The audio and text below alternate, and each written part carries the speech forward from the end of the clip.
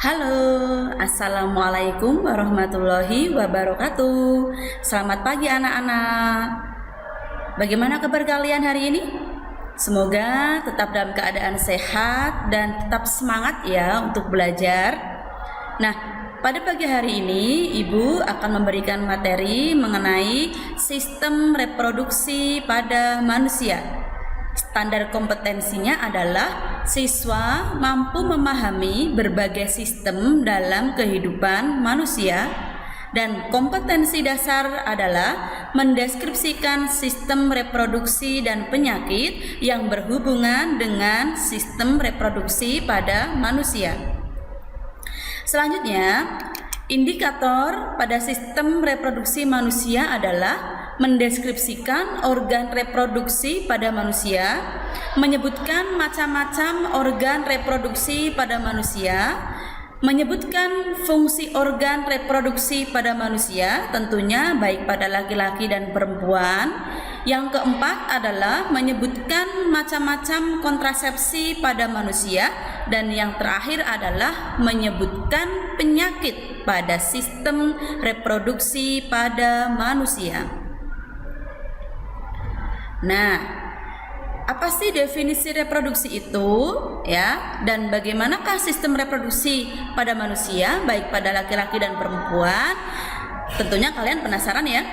Tapi sebelum Bu Kiki melanjutkan materi mengenai sistem reproduksi pada manusia, Bu Kiki seperti biasa akan mengajak kalian dulu untuk mengucapkan jargon pada mapel IPA. Yuk semua angkat jempol dan sambil senyum mengucapkan IPA mantap. Kita mulai ya. IPA mantap. Satu kali lagi ya. IPA mantap. Oke, tepuk tangan. Terima kasih ya. Nah, apa sih definisi dari reproduksi? Sebelumnya pada materi kelas 7 Bu Kiki pernah menyampaikan bahwa reproduksi adalah salah satu ciri dari makhluk hidup ya, yang mana kita sudah tahu bahwa ciri-ciri dari makhluk hidup secara keseluruhan ada berapa? Diingat kembali? Ya betul, ada 8, yang pada waktu itu Bu Kiki sudah pernah memberikan singkatannya untuk memudahkan kalian mengingat tentang ciri-ciri pada makhluk hidup. Singkatannya apa, masih ingat? Iya, BBM, rima, tumbuh dan berkembang. Kita ingat sama-sama ya. BBM, rima, tumbuh dan berkembang. BBB, bernafas. BBB, bergerak. MMM, makan. RRR, reproduksi. III, iritabilitas. MMM, mengeluarkan zat sisa. AAA, adaptasi. Tumbuh dan berkembang ya. Masih ingat ya, ternyata ya ada 8 ciri-ciri pada makhluk hidup. Nah, salah satunya akan kita bahas bersama-sama pada kesempatan hari ini. Apa sih definisi dari reproduksi? Jadi reproduksi adalah cara makhluk hidup untuk menghasilkan individu baru yang memiliki sifat yang sama dengan induknya, yang tujuannya adalah tentunya untuk melestarikan atau mempertahankan kelangsungan jenis dari makhluk hidup ya. Kemudian selanjutnya adalah tentang organ reproduksi. Nah, organ reproduksi pada manusia meliputi pada pria dan pada wanita.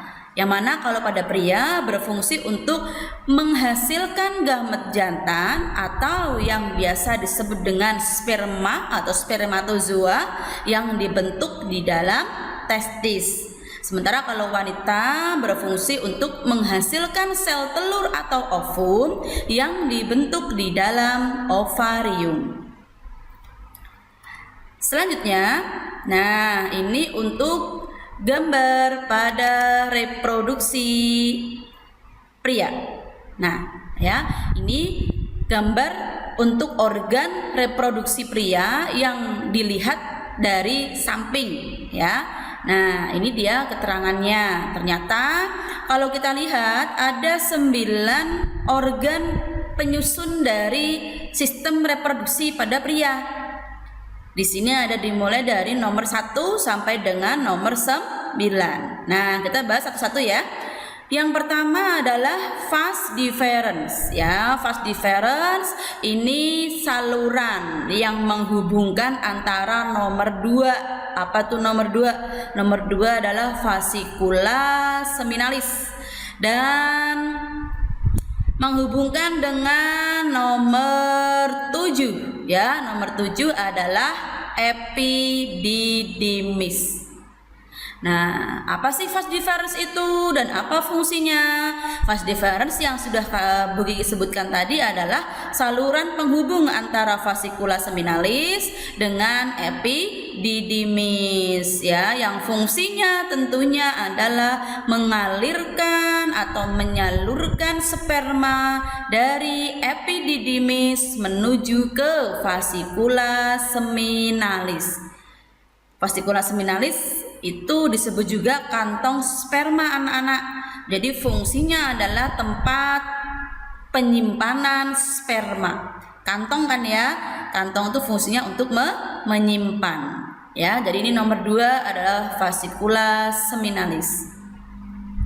Kemudian nomor 3 ini ada kelenjar prostat ya. Nomor 3 ada kelenjar prostat. Kemudian ini yang menghasilkan semen anak-anak ya.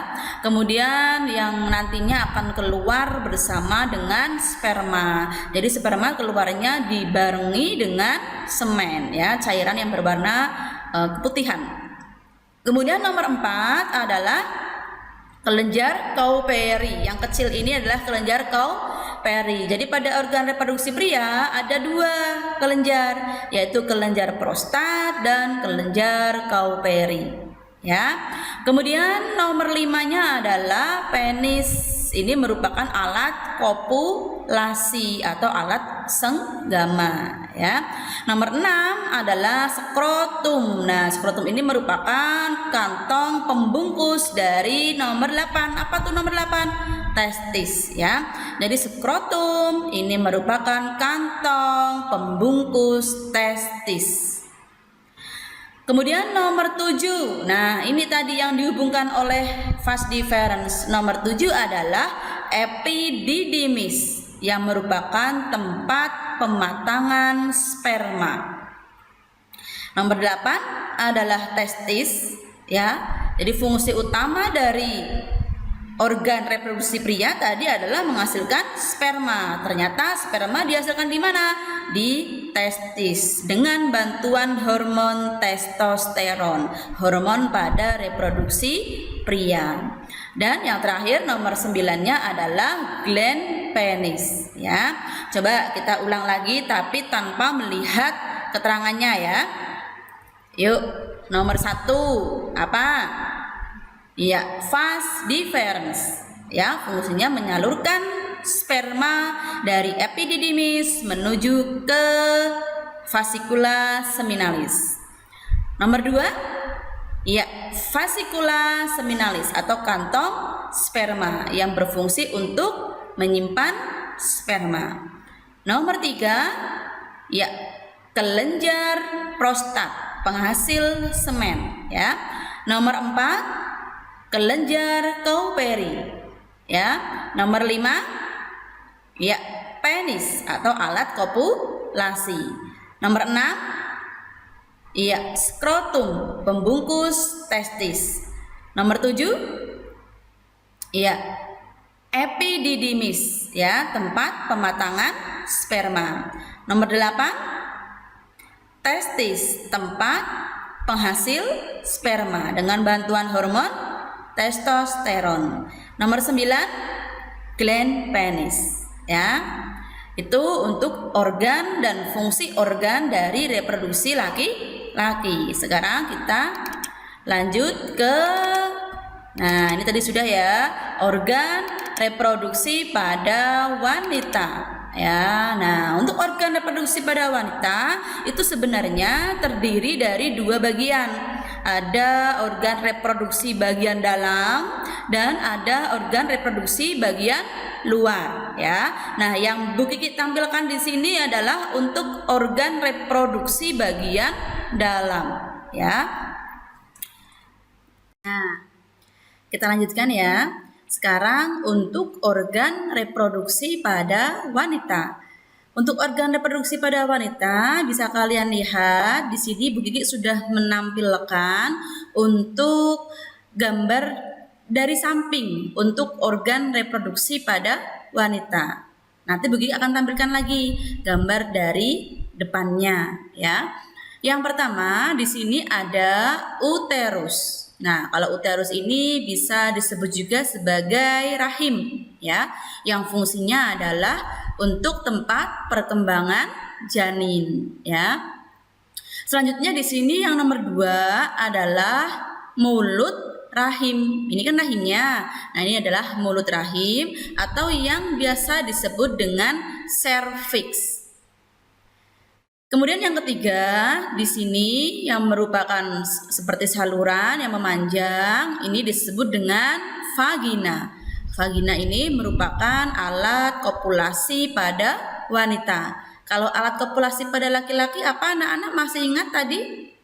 Ya, penis, betul ya. Sekarang yang keempat di sini ada klitoris dan yang kelima ada labia mayor ya, itu gambaran dari samping untuk organ reproduksi pada wanita. Sekarang kalau organ reproduksinya kita lihat dari depan ya. Nah, ini ya. Ini gambaran lagi. Kalau tadi di gambar yang pertama ovariumnya belum terlihat. Nah, kalau di gambar ini lebih jelas karena ada ovariumnya. Buat apa sih ovarium Bu Kiki? Loh, tadi di depan di awal kita sudah sama-sama tahu bahwa fungsi utama dari sistem reproduksi adalah untuk menghasilkan sel gamet jantan dan sel gamet betina. Kalau pada laki-laki itu fungsinya menghasilkan sperma yang dihasilkan oleh, iya betul, testis. Nah, kalau perempuan itu menghasilkan ovum yang dihasilkan oleh ovarium ya. Jadi ini ovarium. Ada berapa jumlahnya? Ada 2 ya. Ini yang sebelah kanan, ini yang sebelah kiri. Kok beda Bu Kiki bentuknya? Ini tidak beda. Ini terlihat dari luar. Kalau yang ini kita perlihatkan dari dalam ya. Jadi kalau dari dalam terlihat ini folikel pembentuk ovum ya. Itu fungsi ovarium, menghasilkan ovum yang dibantu dengan hormon estrogen dan progesteron ya.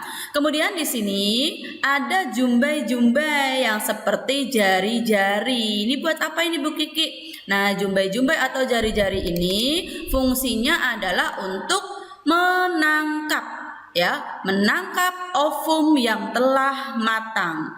Jadi kalau tadi di laki-laki sperma itu dibentuknya di testis. Setelah dibentuk, sperma harus dimatangkan. Nah, pematangannya kan di tempat lain, yaitu di epididymis. Tapi kalau pada perempuan, tempat pembentukannya itu di ovarium, tempat pematangannya juga di ovarium. Nah, kalau sudah matang baru dikeluarkan yang ditangkap oleh fimbriae. Ya, nah nanti ovum akan berjalan melalui saluran yang panjang ini yang disebut dengan tuba fallopi, ya, atau oviduct.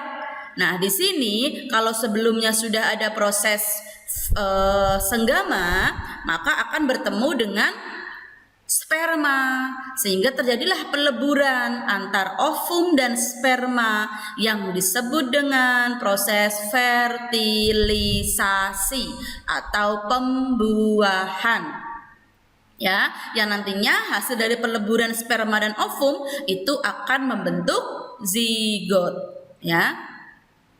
Nanti zigot akan berjalan sampai di uterus atau rahim. Nah, rahim ini anak-anak punya 3 lapisan Ya, lapisan paling luar itu disebut dengan perimetrium. Ini tidak ada tulisannya ya anak-anak. Lapisan paling luar atau perimetrium ini merupakan lapisan yang langsung berhubungan dengan rongga perut. Ya, kemudian disusul dengan lapisan yang tengah disebut dengan myometrium. Di sini juga tidak ada keterangannya. Jadi paling luar sendiri itu perimetrium, kemudian myometrium yang merupakan lapisan yang banyak otot-ototnya sehingga berfungsi untuk kontraksi otot pada saat proses kelahiran sehingga membantu untuk mendorong bayi keluar. Ya, dan lapisan yang paling dalam itu ada endometrium. Ya, lapisan ini merupakan lapisan yang banyak sekali mengandung pembuluh darah. Nah, lapisan inilah yang menyebabkan terjadinya proses yang akan luruh ketika proses menstruasi pada wanita. Ya, karena banyak sekali pembuluh darah di sini. Yang mana kalau tidak ada proses pembuahan, lapisan ini akan luruh. Kalau sudah luruh gimana? Akan menebal lagi. Ya, dan begitu terus sehingga ada siklus menstruasi yang dialami oleh wanita pada setiap bulannya. Kemudian di sini ada serviks ya atau mulut rahim dan di sini ada vagina. Nah, vagina ini merupakan ya seperti terowongan panjang ya. Vagina ini merupakan alat kopulasi pada wanita. Ya, di sini juga ada kelenjar. Kalau tadi pada laki-laki itu ada kelenjar prostat dan kelenjar Kauperi. Kalau pada perempuan ada kelenjar Bartolini. Ini adanya di vagina yang fungsinya menghasilkan lendir untuk memudahkan saat proses kopulasi maupun saat membantu proses kelahiran. Karena lendir berarti fungsinya untuk melicinkan ya. Itu untuk bagian-bagian dari organ reproduksi wanita dan fungsinya. Ya. Sekarang kita lanjut. Nah, ini tadi sudah begitu dijelaskan. Kita lanjut saja langsung ke tahapan berikutnya ya. Ke materi selanjutnya ada spermatogenesis ya. Nah, apa tuh spermatogenesis? Spermatogenesis adalah proses pembentukan sperma ya.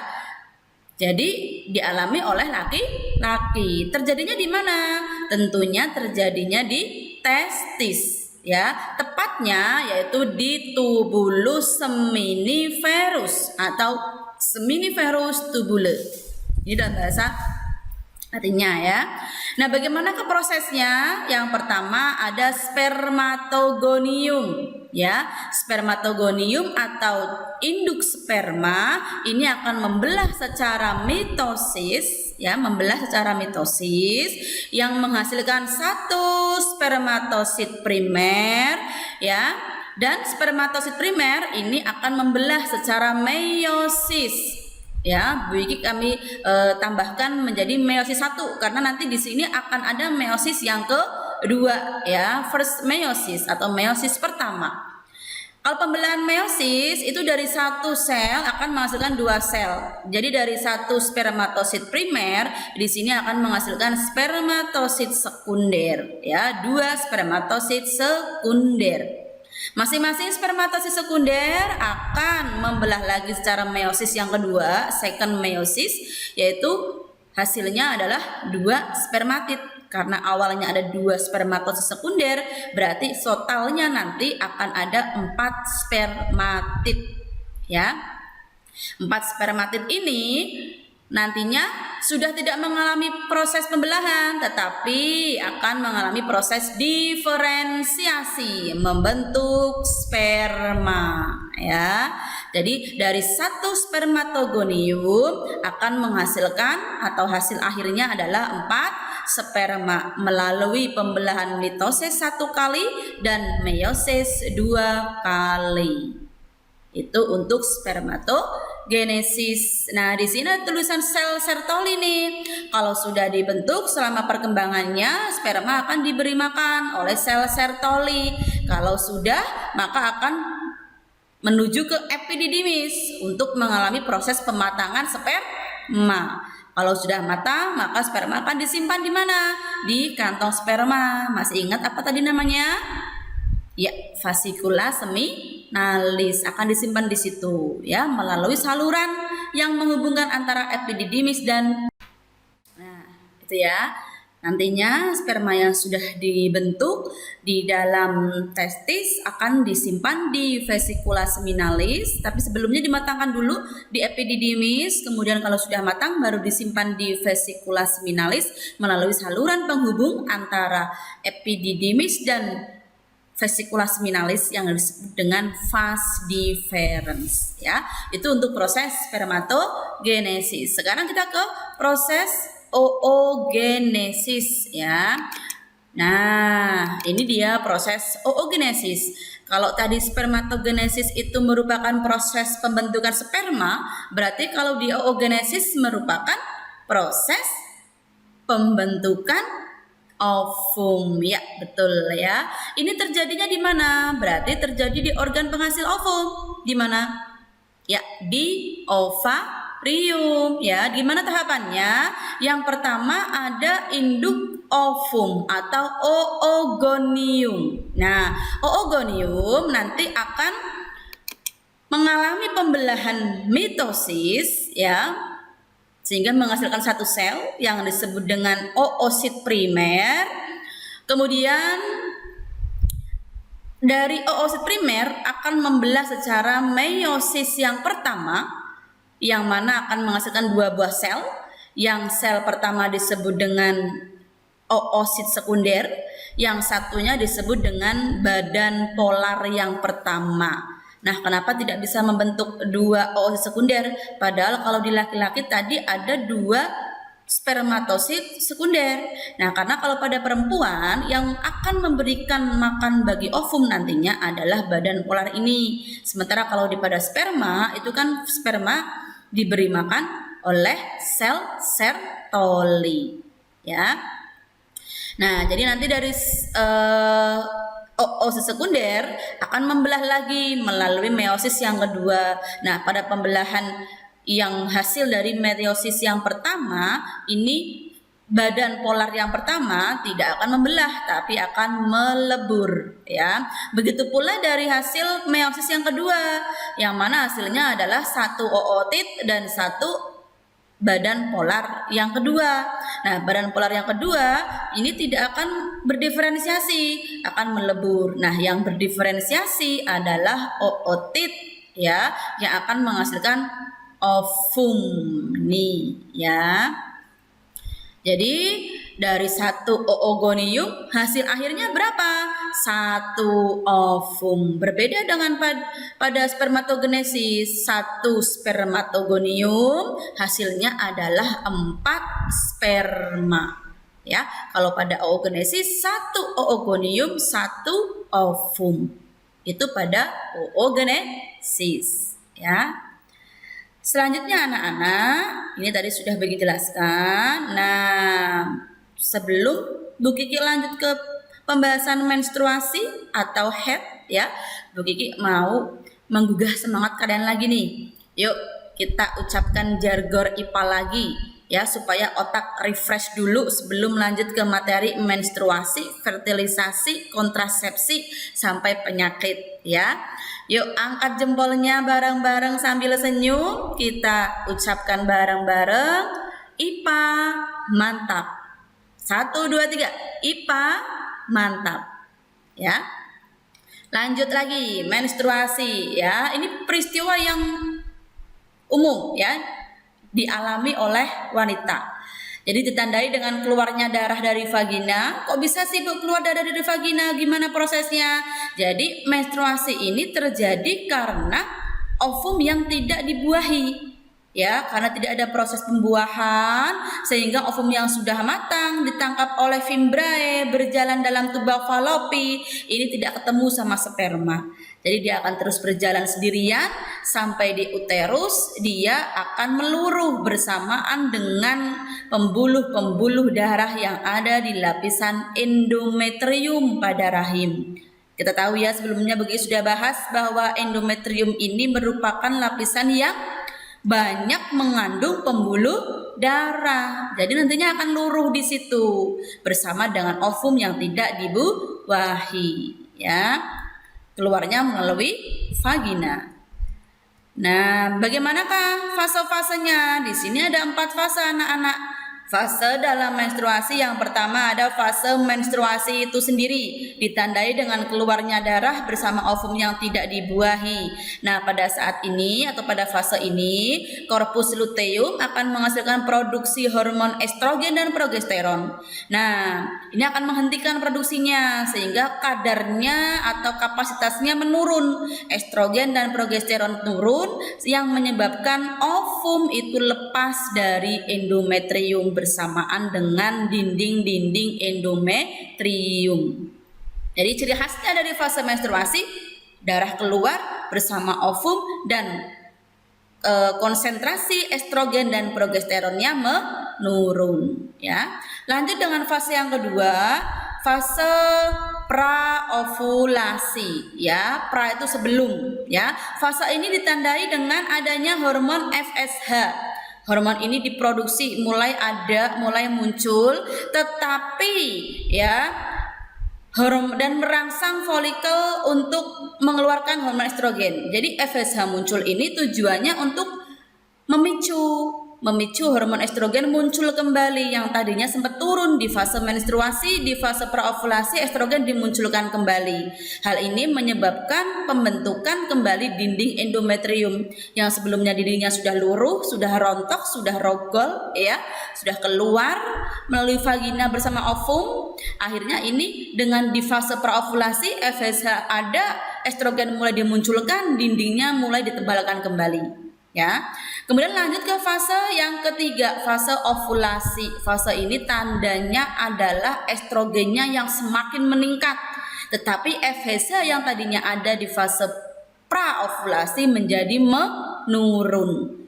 Kemudian ada hormon penggantinya yaitu LH, luteinizing hormon.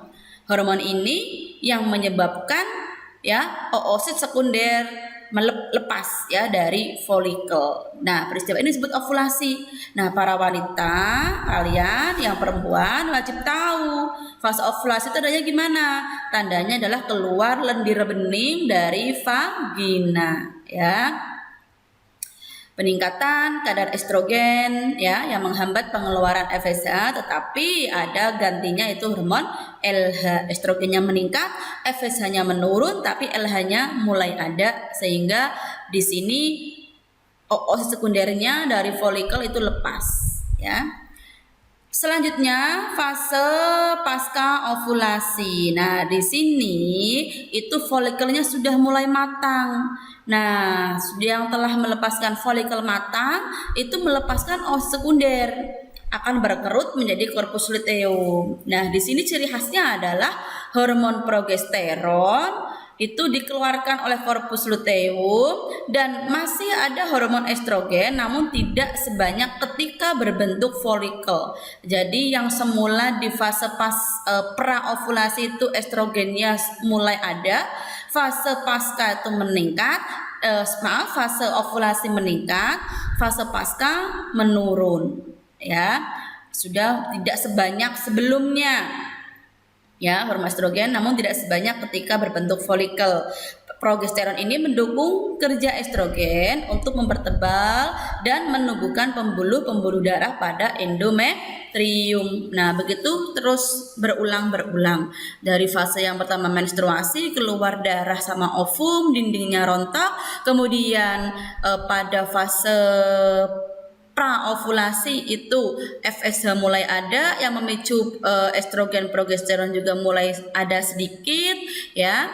Kemudian fase ovulasi itu ditandai dengan adanya hormon LH, dan fase pasca ovulasi di sini progesteronnya mulai ada. Nah, konsentrasi estrogennya yang mulai menurun, ya. Dan dilanjut dengan fase menstruasi, estrogen progesteron turun dan keluarlah darah melalui vagina. Begitu terus, ya, fasenya muter. Kemudian setelah membahas menstruasi, pembahasan kita selanjutnya adalah fertilisasi. Fertilisasi tadi sempat kita singgung di depan.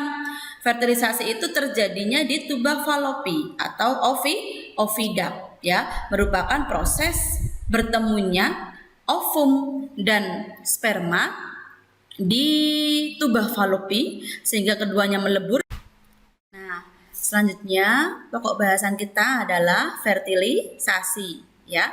Jadi fertilisasi yang sudah sempat Ibu singgung di depan, bahwa fertilisasi itu akan terjadi melalui proses senggama yang mana nantinya ovum akan bertemu dengan sperma, yaitu di tuba falopi. Nanti hasilnya dari pertemuan atau peleburan ovum dan sperma itu adalah zigot, ya, yang nantinya akan berjalan terus sampai di uterus untuk mengalami perkembangan janin, ya, yang kurang lebih di situ terjadi 9 bulan, ya. Nah, fertilisasi adalah proses peleburan antara satu sel sperma dengan satu sel telur atau ovum yang sudah matang, ya. Jadi bisa kalian tambahkan di sini bahwa terjadinya di oviduct atau tuba falopi, ya. Jadi Ibu ulangi bahwa fertilisasi adalah proses peleburan antara satu sel sperma dengan satu sel telur atau ovum yang sudah matang yang terjadi di oviduct atau tuba falopi, ya. Kemudian pokok pembahasan kita selanjutnya adalah kontrasepsi, alat untuk mencegah terjadinya kehamilan. Ada 2, ya, yang akan dibahas di sini. Yang pertama adalah kontrasepsi permanen. Jadi kontrasepsi permanen itu kontrasepsi yang dilakukan dengan cara memotong saluran sel kelamin. Jadi saluran sel kelamin ini bisa berlaku pada laki-laki, bisa berlaku pada perempuan. Kalau laki-laki berarti saluran kelaminnya adalah vas deferens. Kalau perempuan saluran kelaminnya adalah tuba falopi. Sehingga masa berlakunya selamanya atau permanen, ya. Berbeda dengan kontrasepsi non permanen. Kalau non permanen itu kontrasepsinya dengan cara menggunakan alat bantu, sehingga ketika berniat untuk hamil di kemudian hari itu bisa disiasati, dilepas atau dihentikan atau tidak dipakai alat bantunya, ya. Sehingga masa berlakunya pun hanya sementara, ya. Nah, seperti apakah alat kontrasepsi permanen dan non permanen? Yuk kita lanjut ke pembahasan. Mari semangat ya anak-anak. Yang pertama untuk kontrasepsi permanen, dilihat dari gambarnya ini berarti berlaku pada wanita atau laki-laki nih anak-anak, ya. Nah, ini merupakan tubektomi. Tubektomi itu berarti pemotongan saluran tuba falopi, ya. Kalau tuba falopi berarti ini berlaku pada wanita. Salurannya dipotong kemudian diikat sehingga ovum yang sudah matang tidak bisa bertemu dengan sperma, ya. Selanjutnya ada vasektomi. Vasektomi adalah pemotongan saluran vas deferens, berarti terjadinya pada laki-laki, ya. Vas deferens apa sih? Yuk diingat kembali. Vas deferens adalah saluran yang menghubungkan antara epididymis dengan vesikula seminalis, ya. Nih, jadi dipotong supaya spermanya tidak keluar, ya. Selanjutnya untuk kontrasepsi non permanen. Nah, kontrasepsi non permanen di sini dibantu, bisa tanpa alat bantu, bisa dengan cara menghitung kalender atau menghitung masa subur, ya. Berarti bagi pasangan suami istri yang tidak berniat untuk memperoleh momongan bisa dihitung untuk masa suburnya, ya. Berarti tidak melakukan senggama pada saat masa subur, ataupun dengan menggunakan alat bantu bisa dengan mengkonsumsi pil KB, dengan suntikan, dengan memasang IUD, ya, kemudian diafragma serta memakai alat kontrasepsi yang lainnya yang tentunya semuanya bersifat non permanen atau hanya sementara. Selanjutnya, bahasan kita yang terakhir anak-anak adalah mengenai penyakit menular seksual ya, penyakit yang terjadi pada sistem reproduksi yang bisa menyerang pria maupun menyerang wanita. Di sini Bu Kiki kelompokkan menjadi 8 ya. Ini 4, ini 4. Yang pertama yuk langsung saja gonore. Oh, yang pertama ternyata HIV nih anak-anak. HIV atau AIDS ya, ini itu penyakit yang menyerang sistem imunitas. Tetapi kenapa bisa masuk pada sistem reproduksi Bu Kiki? Karena penularannya bisa melalui hubungan seksual. Jadi dia juga termasuk dalam sistem reproduksi, kelainan pada sistem reproduksi ya. Nah, yang mana? Nah, ini karena menyerang sistem imunitas, penderitanya pun terlihat kurus kering ini ya, mudah sekali terserang penyakit sehingga badannya itu tidak ada dagingnya ya, tidak seperti Bu Kiki ya. Ini kurus ya, karena mudah terserang penyakit. Selanjutnya adalah sifilis. Ini merupakan raja singa. Ini bisa menyerang perempuan, bisa menyerang laki-laki. Penyebabnya adalah bakteri Treponema pallidum. Ada bercak luka-luka di kelamin, tidak hanya di kelamin, di sekujur tubuh pun bisa ada bercak luka-lukanya ya. Seperti apa? Ini bagi punya gambarnya, punya foto penderita. Nah, ini ya. Ada luka-luka di bagian seluruh tubuhnya. Ini terlihat di punggung. Ini penyebabnya adalah bakteri Treponema pallidum ya, atau penyakit raja singa. Selanjutnya adalah gonore. Ini merupakan penyakit yang disebabkan oleh infeksi bakteri Neisseria gonorrhoeae ya, dapat menular melalui hubungan seksual ya. Kemudian penyakit ini biasanya juga bisa ditandai nih dengan keluarnya cairan yang berwarna kehijauan yang berbau tidak enak ya. Ini ada luka-luka di sekujur tubuh juga. Nah, nih ya, luka-luka di sekujur tubuh pada penyakit gonore.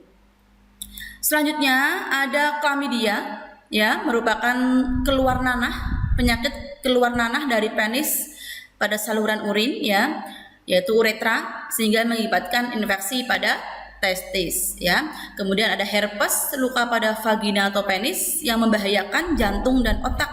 Dan ada kandidiasis, ini keputihan yang biasa dialami oleh para wanita ya, keluarnya putih-putih, bercak putih pada bagian celana dalam ya, yang biasanya karena kurangnya menjaga kebersihan alat kelamin itu bisa ya, ataupun karena infeksi jamur Candida albicans ya. Makanya bagi kaum wanita harus menjaga kebersihan alat kelamin ya. Kemudian penyakit yang terakhir adalah kanker serviks. Ini yang cukup menakutkan ya, karena sangat menakutkan. Ini berarti dialami oleh wanita atau laki-laki ini anak-anak? Iya, wanita ya, karena di sini serviks. Nah, serviks itu kan mulut rahim, yang mempunyai rahim kan wanita ya. Jadi kanker serviks ini merupakan penyakit yang diderita oleh wanita ya, tapi penyebabnya bisa dari laki-laki karena dari hubungan seksual yang berganti-ganti pasangan ya. Nah, ini bisa menimbulkan kematian pada fase lebih lanjut ya. Itu pengobatannya bisa dengan operasi, sinar radioaktif, obat-obatan, tetapi tidak menjamin ya untuk kesembuhannya ya. Jadi yang jelas kita baik laki-laki maupun perempuan harus menjaga kebersihan alat reproduksi, kemudian tidak berganti-ganti pasangan, tidak berganti-ganti menggunakan jarum suntik dan sebagainya ya, tetap jaga kesehatan. Nah, itu anak-anak yang bisa Bu Kiki sampaikan pada materi sistem reproduksi, dari mulai organ, fungsi-fungsinya, fase pembentukan spermatogenesis dan oogenesis, kemudian proses atau tahapan pada menstruasi, fertilisasi, sampai dengan alat kontrasepsi, dan yang terakhir sampai pada penyakit pada sistem reproduksi ya. Semoga bermanfaat. Ketemu lagi pada pertemuan selanjutnya. Tetap semangat dan tetap jaga kesehatan. IPA mantap. Sekian. Wassalamualaikum warahmatullahi wabarakatuh. Dadah.